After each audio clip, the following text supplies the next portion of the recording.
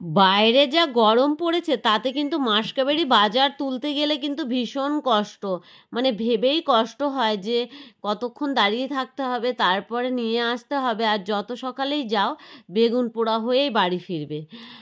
আর এখানে কিন্তু ফ্লিপকার্টে বেশ সুন্দর করে ওরা সাজিয়ে, দেখতে পাচ্ছ ওদের বক্সের ভিতরে কিন্তু সমস্ত মাসকাবাড়ি বাজারগুলো এত সুন্দর করে পাঠায়, যেখানে কিন্তু মানে কোনো জিনিস নষ্ট হওয়ার ভয় থাকে না।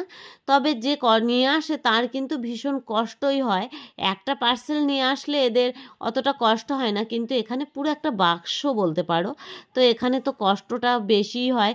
এখানে চিনির থেকে শুরু করে বেসন, আটা, রিফাইন, 5 লিটারে একটা মানে সর্ষের তেলের ঢপ ছিল, বাচ্চাদের চিপস ছিল, চিনি ছিল, আর মানে তারপরে রিফাইন অয়েল ছিল, অনেক কিছু টুকটাক ছিল, টুকটাক মশলাপাতি ছিল, যেগুলো আর কি আমার ভীষণ প্রয়োজন ছিল আর ফুরিয়েও গেছিলো।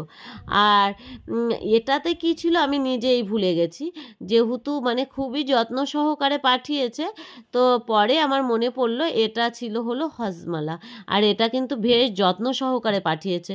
তবে একটা কথা কি, এই ভিডিওটা কিন্তু আমার গরমের না, শীতের ভিডিও, তো এখন তোমাদের সাথে শেয়ার করছি। এই গরমেও কিন্তু আমি মাসকাবাড়ি বাজার কিছু কিছু জিনিস আমি অর্ডার করে দিয়েছি, যাতে আমি ঘরে বসেই পেয়ে যাই। তবে শীতের সময় ছিল বলে ততটা কষ্ট হয়নি এদের, কিন্তু টেনে নিয়ে আসতে তো কষ্ট হয়, কিন্তু এই গরমে যদি এত বড় বাক্স এদের টানতে হয়, এদেরও কিন্তু ভীষণ কষ্ট।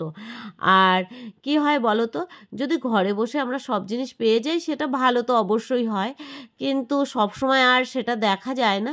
তবে মাঝে মাঝে চেষ্টা করি ঘরে বসে নেওয়ার, আবার বাজারেও যাই সেটা না, কারণ বাজার আমরা যতই ফ্লিপকার্ট থেকে নিই, কিন্তু এই ছোট ছোট দোকানদাররা কিন্তু আমরা যে নিতে যাই আর এটাতেই চলে। তো তোমরা দোকান থেকেও কিন্তু কেনাকাটা করো। টাটা।